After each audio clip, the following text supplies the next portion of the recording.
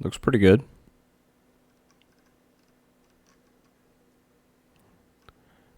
Cargo bay. 48 SCU. As opposed to 46, right? Blowing up the Cutlass. For those who don't know, if there is a ship, this is a very, very, very, very common marketing strategy by the very good marketing team at CIG. I have to say they're very good. This is a very cheesy thing that they do all the time.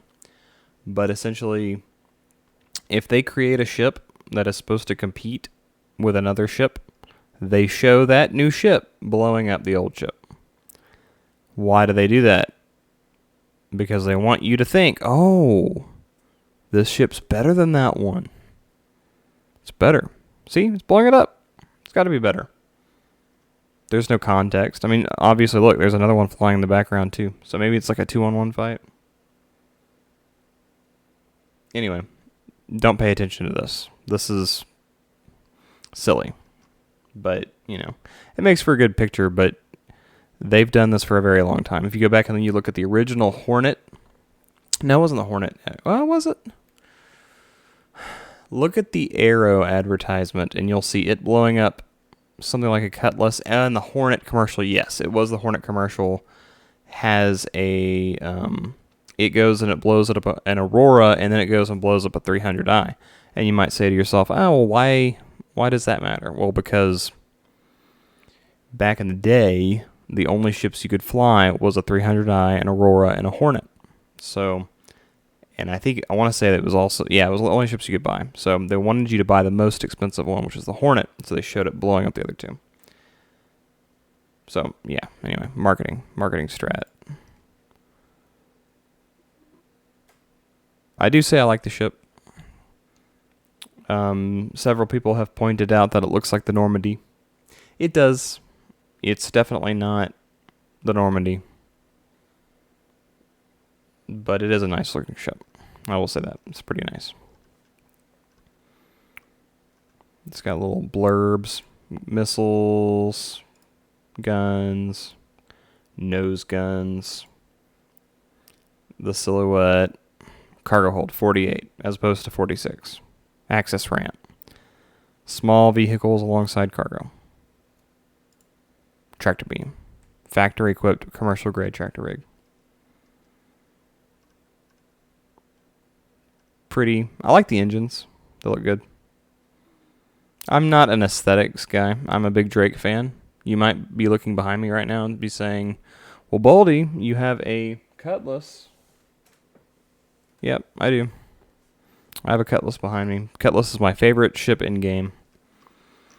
You might say that makes me biased to do this comparison, but actually, I really like the C1 for reasons that I'm going to explain, and I have both of them. And yes, that's kind of crazy to have both of them because they kind of fill the same role, but they also kind of don't, and that's what I'm going to talk about. Just checking to see if I missed anything. Here's that tractor beam working. It looks like the tractor beam has one of those really fancy turret things, like the turret switches positions like the Scorpius does. That would be really cool. I'd like to see that. That solves a lot of problems that the Cutlass would appear to have, and the Caterpillar especially would appear to have. If you look at the Caterpillar, looks like it's going to have some big problems actually angling that tractor beam into the cargo bay. This one doesn't look like it will, because if you look, well, actually, I have it over here. If you look, it's going to be kind of difficult to see here because I have them off center. You can see, if you can look really closely, you can see that it can stop about right there, and it can probably angle itself actually into the cargo bay. So that's nice, right?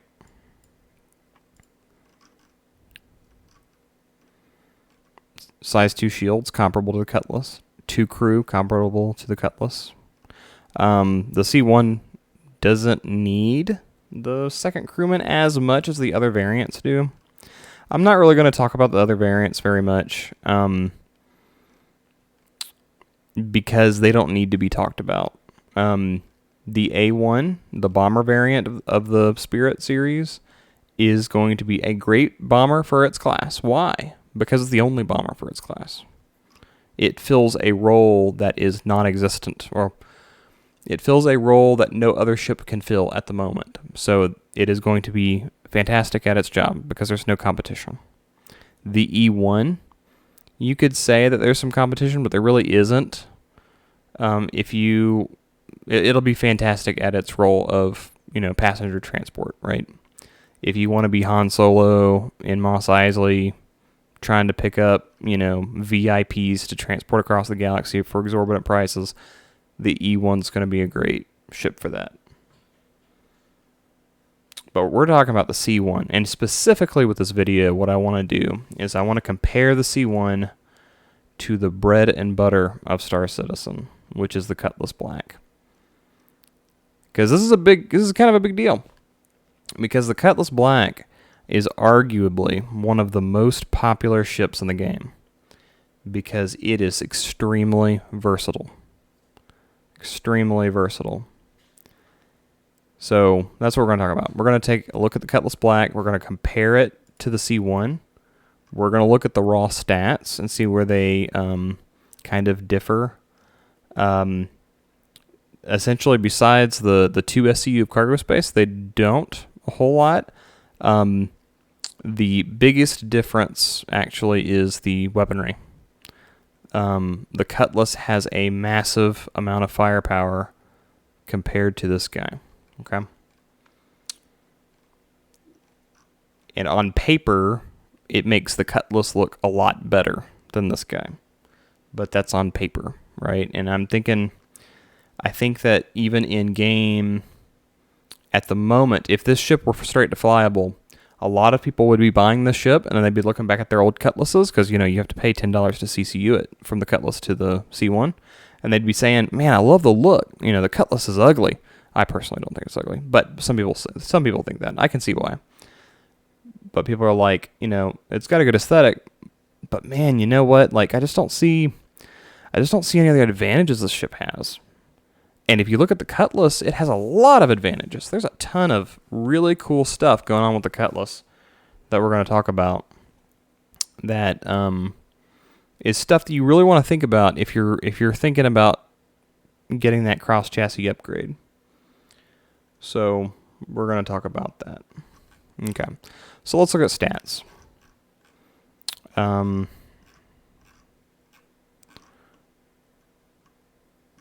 Specs.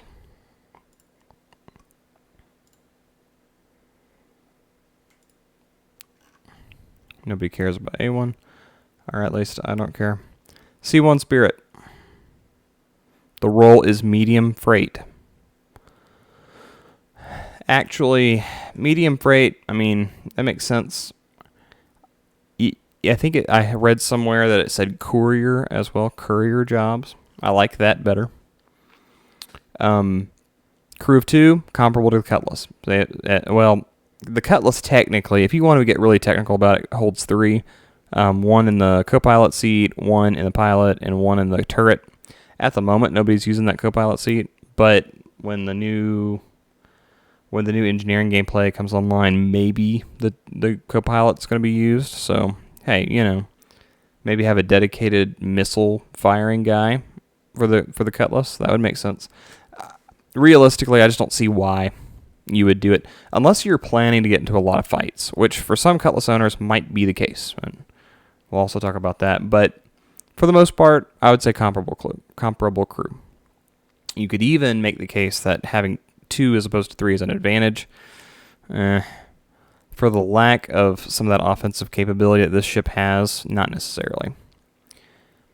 Length is 35, 25, 15. This makes no sense to me because I cannot envision those things in comparison to the Cutlass Black without looking at them, and that's what I'm doing here. These, from what I understand, I'm looking at Starship 42 right now. and they're using the actual dimensions from the specs. Some people have pointed out that if you actually look at the ship, it doesn't look right with these dimensions, so it's possible that CIG got some stuff wrong, which they always do. It's a small ship. The C1. It's small.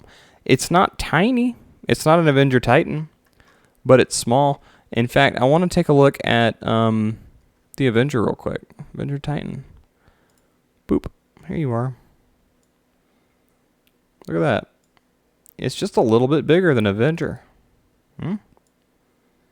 There is not a lot. I mean, it's obviously a bigger ship, but look at how much of it is actual living space compared to the Avenger. I mean, you're only looking at the center region right here, all this, compared to, say, take the wings off, all this, okay? Not a lot bigger. So, it's compact, okay? It is compact, and I like that. That's a good thing. I think what we've started to slowly learn with Star Citizen over the course of the past 3 or 4 years is that bigger is definitely not necessarily better. Now, if you're looking at things like salvage and mining, obviously you're going to have bigger throughput with a bigger ship that can hold more cargo. It can mine or salvage more stuff at the same time and have access to some of those higher tier like gameplay options. But when it comes to one of the versatile ships, and when I say that, like one of the core line of ships that can do, jack of all trades, master of none, from which I mean Avenger Titan, Nomad, Cutlass, and Spirit C1.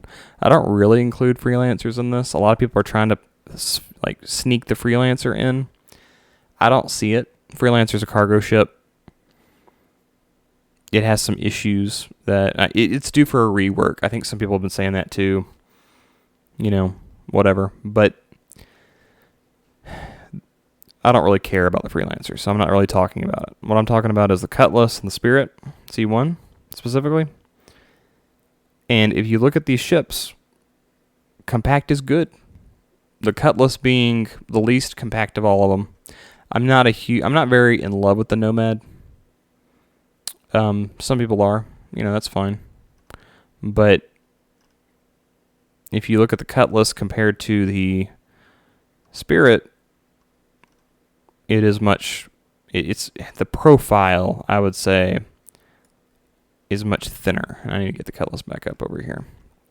Been trying to find it, can't. Cutlass.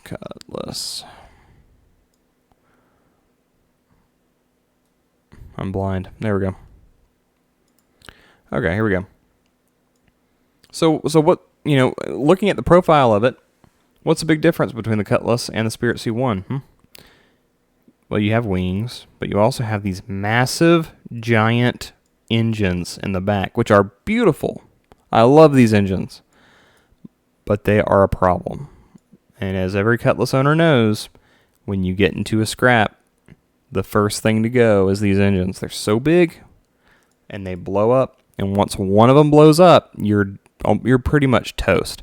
If you're good, you can adjust your throttle, and you can actually get some semblance of maneuverability back. But it is really hard to recover from that, and especially if you're in a dogfight, there's very little you can do except hope that you can be maneuverable enough to stay on target long enough to jump away. And with the new changes coming to the flight model, you're not going to be able to. If you lose one of these engines, you will not be able to run away at all, unless they just decide not to shoot at you for 5 seconds, which is a really great thing. I really like what they're doing with the flight model. But for Cutlass owners, this does create a problem. It's more of a high risk, high reward when it comes to fights, and I'll be talking about that a little later as far as the weaponry is concerned. But I guess we can talk about that now. So we've talked about the profile. The C1, unless they bloat it like they did the Mercury Star Runner, this thing's much more compact, and I like that. I think that's a great thing. Well, I'll get to weaponry after a little bit, but first I do want to make a sub note here. Compact is good, but access is also good.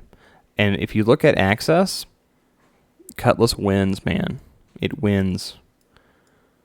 It has these, for people who've flown it in game, it is king at salvage missions. The current salvage missions. Now, we're at a time right now where we don't have salvage in the game.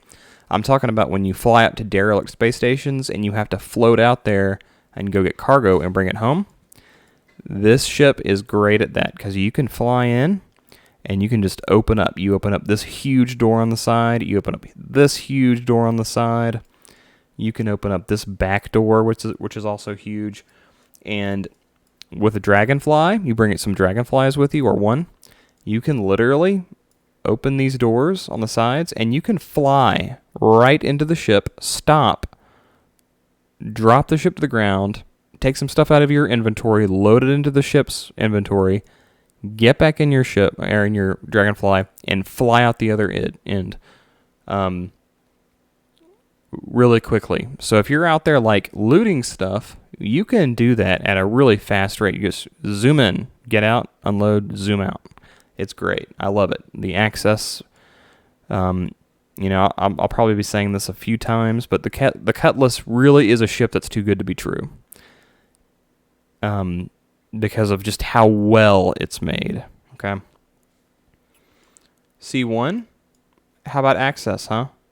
You have this little bitty ramp compared to the Cutlass. Little bitty ramp in the back. And that's it. You have nothing else.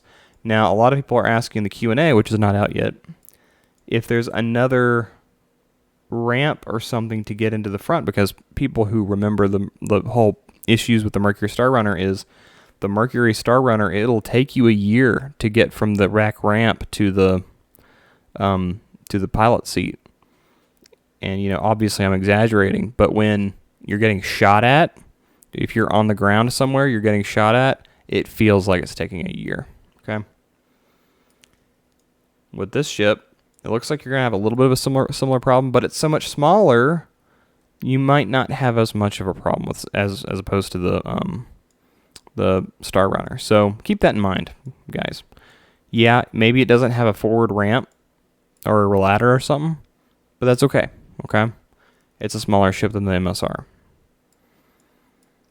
But in terms of access, the Cutlass wins.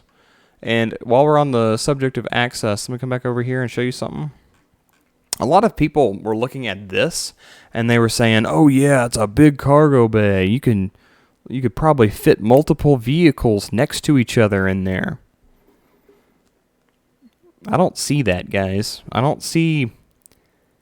I'm imagining maybe you can fit two PTVs next to each other, two of the buggies next to each other. But you're not fitting two rocks next to each other. Definitely not rocks. You're not fitting two cyclones next to each other. Dragonflies? Sure you can, but at the same time, everybody can fit two dragonflies next to each other. They're crazy compact. That's why I love dragonflies. And Noxes, even though dragonflies are more utilitarian, so I like those more. I'm not seeing it. What I see here when I look at this is a cramped access space. I'm seeing an access space where if you bring in, let's assume for a minute that you somehow fit a rock in here, which is the number one vehicle that you want to bring if you're trying to make a lot of money right now. If you're trying to fit a rock in here, you're not getting around it very easily. You're going to have to try and thin yourself around it, especially because of these stupid doors.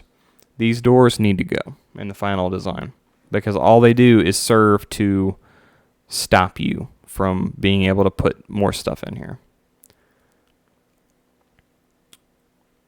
So cramped and low access, okay? One entrance, one exit.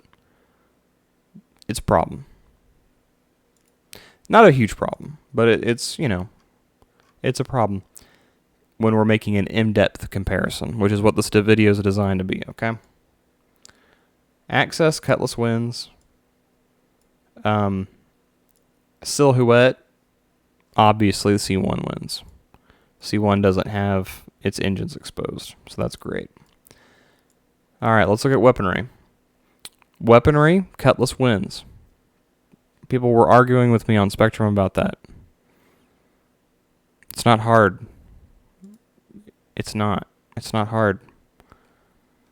You can put 6 size 3 cannons on the Cutlass.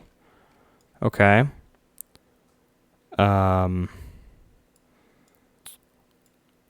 two. The other ones are, I think, like 3, 4. They're like white blocks for some reason right now. 1, 2, 3, 4 that are controlled by the pilot. 5, 6 that are controlled by the turret gunner. You might say, well, you have to have a turret gunner. Well, that's true. That's a fair point, that you have to have that turret gunner. And most of the time when I'm flying in the verse, I don't have a turret gunner. But it's fair to point out, we have one with the Cutlass. So if you wanted to bring one along, you can. And for that matter, for the other variants, you would need a turret gunner to actually use that rear turret, but the Spirit C1 doesn't have a rear turret, so we're not going to talk about it. But you can have a maximum of 6 size 3 cannons, whereas the Spirit only has 2 size 3 and 2 size 2s. Okay, there's something weird going on with gimbaling there. I'm not sure. I think it was like 2 size 2 gimbals and then 2 size 3 slots. I don't know what's going on with that. But as far as forward-facing weaponry, Cutlass wins. Even if by a margin, if you only have one pilot and one pilot. And then where the Cutlass really pulls away in terms of firepower is in the missiles. The Cutlass is too good to be true. Okay? The Cutlass has a ridiculous number of missiles. Okay, let me see if I can find it. 4 size 4. What this means is it's 4 size 4 missile racks and 2 size 4 missile racks, I think.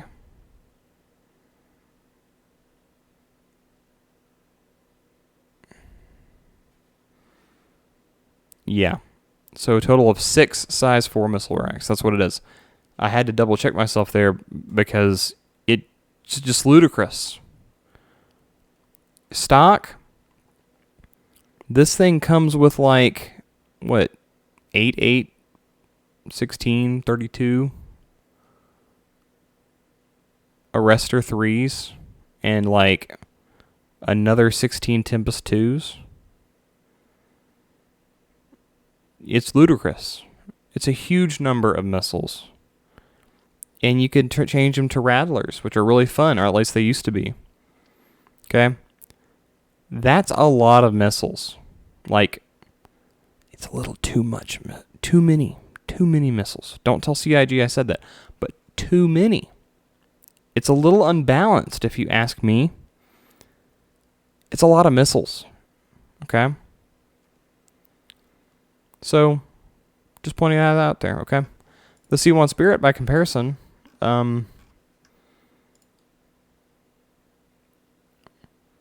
2 size 4 dual racks,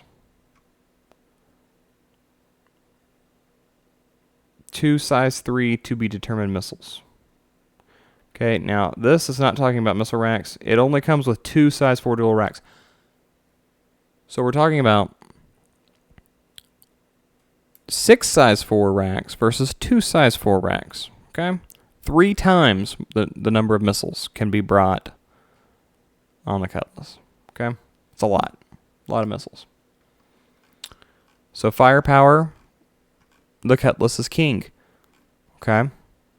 Alright, we're continuing with specs here. Let's talk about the tractor beam for just a minute. A lot of people don't realize this. A lot of people don't remember this because we have never seen, heard, nor smelt it. But the Cutlass has a tractor beam. It does. Honestly, I don't know where it is. I'm not sure if anybody does. I'm not sure if CIG knows where it is. I don't even know if they've thought about it. But look, it's on Star Citizen Tools. Size 1 sure grip tractor beam. Oh, actually, and then when you click on it, it turns to a size 3. So who knows? Okay. I don't know what this means, and I don't think CIG does either. But there is a tractor beam on the Cutlass. Okay. Is it better than the C1s? I don't know. I would say most likely not. Maybe it's a size 1 or a size 2. Okay. Maybe it can't haul as big a stuff as the C1 can. That would be a nice buff to the C1, by the way. But it's there somewhere. Okay. So they both have tractor beams at the end of the day. They both have tractor beams. So as far as on paper, and the cargo space, okay, the cargo space, 48 SCU versus 46 SCU, which is negligible. The 2 SCU is negligible. It's the same, okay? So on paper, the Cutlass is looking really good. Shields are the same. And then everything else that I haven't mentioned, all of this stuff is like the same. There's something to be said about thrusters. I don't pay attention to thrusters because I have never seen them. Like, how do you compare? I think it was like 32. What is it? Cutlass Black. How many thrusters you got? Avionics and systems. Propulsion thrusters.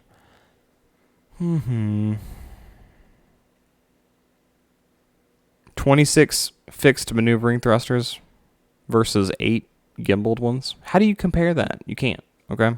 You can't compare it very easily unless you're somebody who knows a lot about how these thrusters work, and I'm not.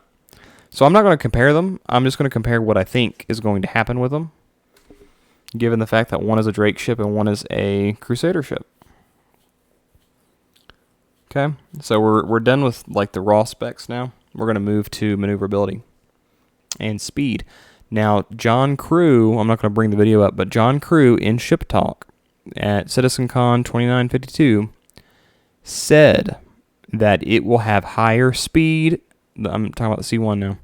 Higher speed and maneuverability compared to the other, he said the word variants, but he meant the other ships that this is supposed to compete against, namely the Freelancer and the Cutlass, okay? It's going to be faster, and it's probably going to be more maneuverable. And a Cutlass without a turret gunner means that this ship can shoot that ship down. But, you know, I don't really care. I don't care about that. Because I think people get caught up in the idea of, well, you know, we're going to talk about this ship fighting that ship, you know. That's really the wrong way of thinking about it, because how many situations are you going to be in where a Cutlass is fighting a C1 Spirit? There's going to be like very few number of situations, realistically, that's ever going to happen. You want to be looking at what these ships are going to be good at, and that's why you're choosing between them, okay? So if this one's faster, more maneuverable, but it has less armament, has the same amount of cargo space, but there's not as much access, what is this ship good at? Well, I think there's an aspect about this ship that not a lot of people are talking about. I posted it on Spectrum Chat. I think this ship is going to be great at being fast, okay? Why do I say that? Well, because John Crew said it. John Crew said that for a ship in its class, it should be fast. And also, if you look at the variants that the C1 has, the E1 and the A1's a bomber. What do bombers have to do? They've got to get in and out quickly. It's got to be fast. The E1 is a passenger transport. If you want to get paid well, you've got to be able to get your VIPs to their banquets on time. Okay? So it's got to be fast.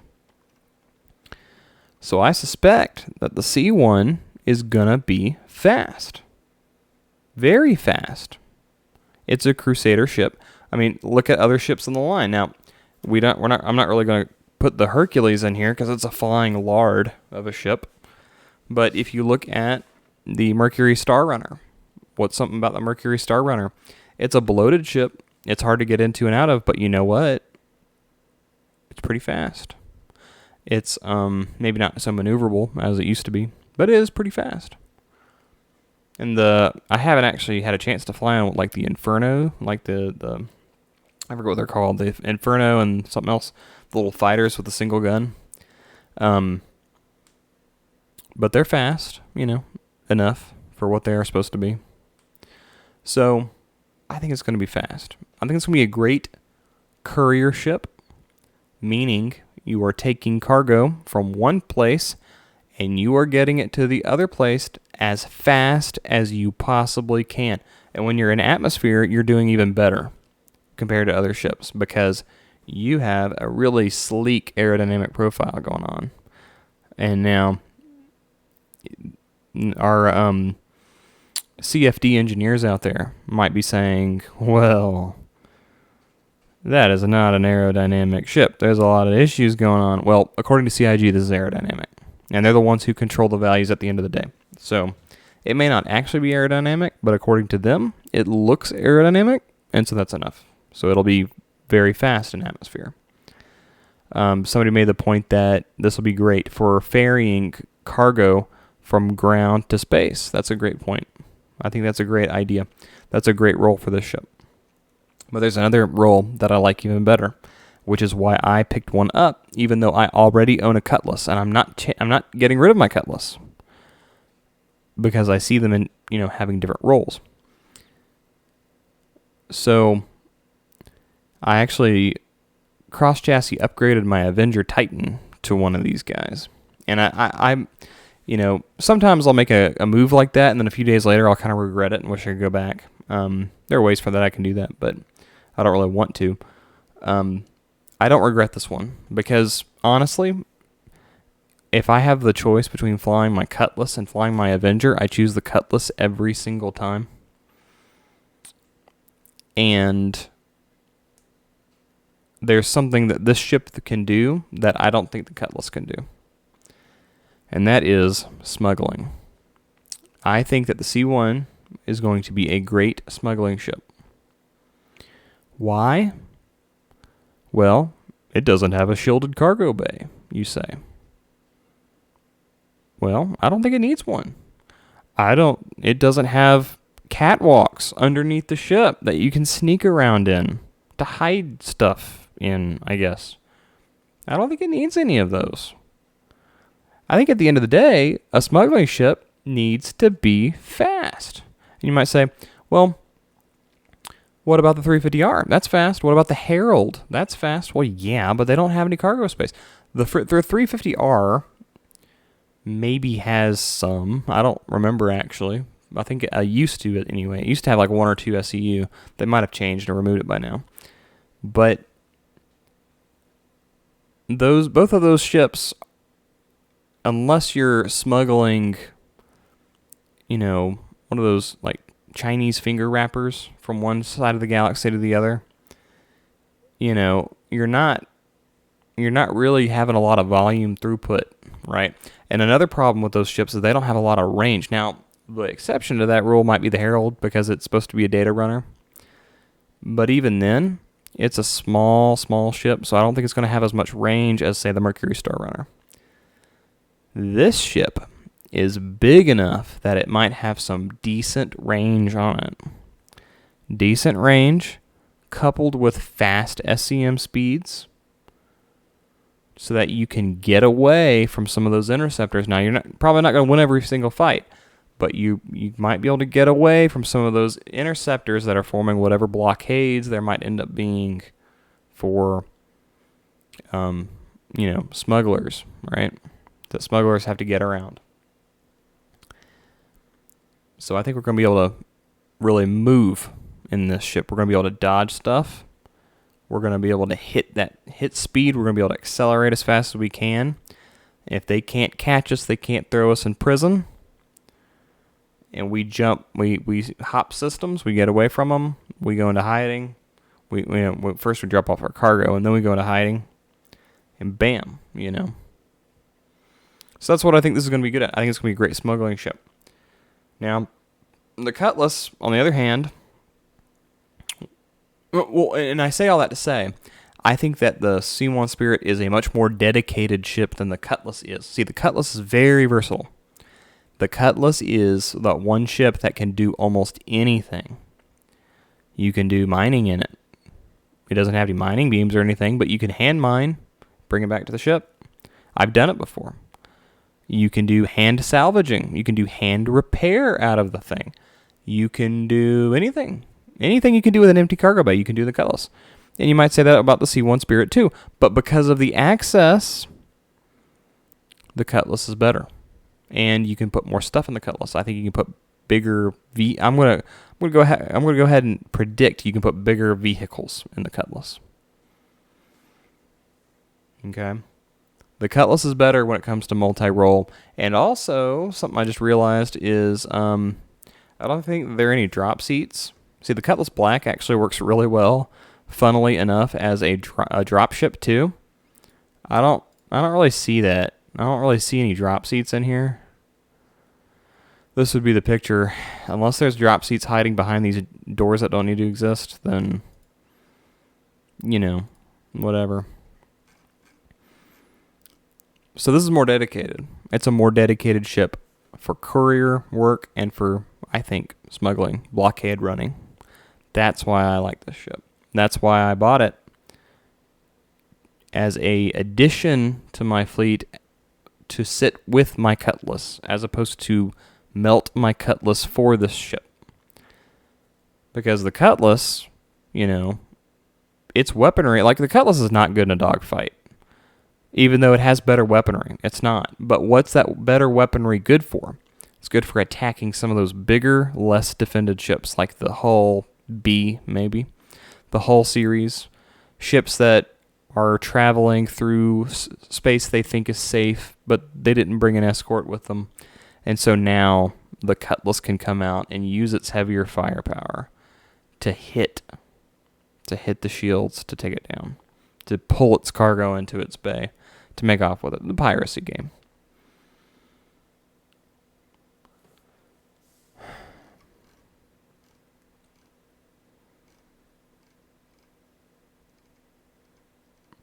There's some things on the Q&A that I'm looking forward to. I think the vast majority of these questions on the Q&A are silly.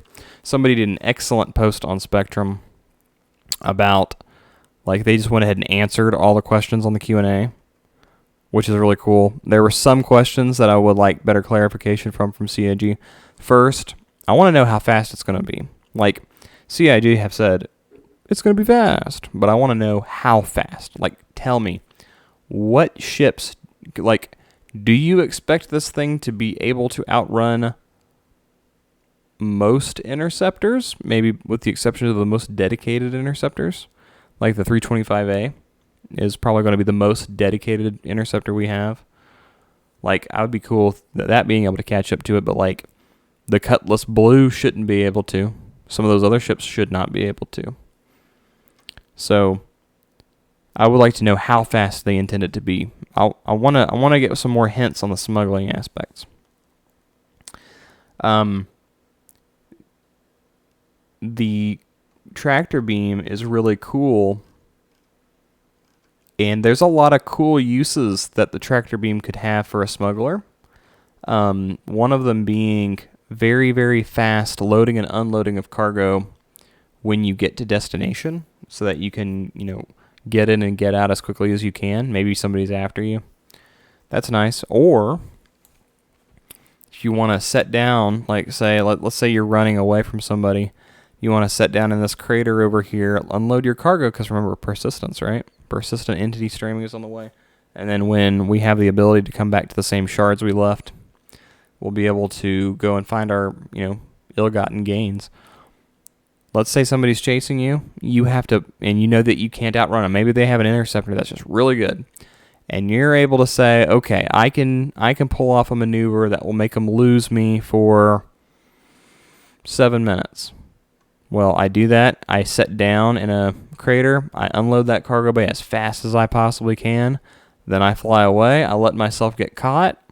Then later, in a few weeks, I might come back. Might pick up all that cargo again.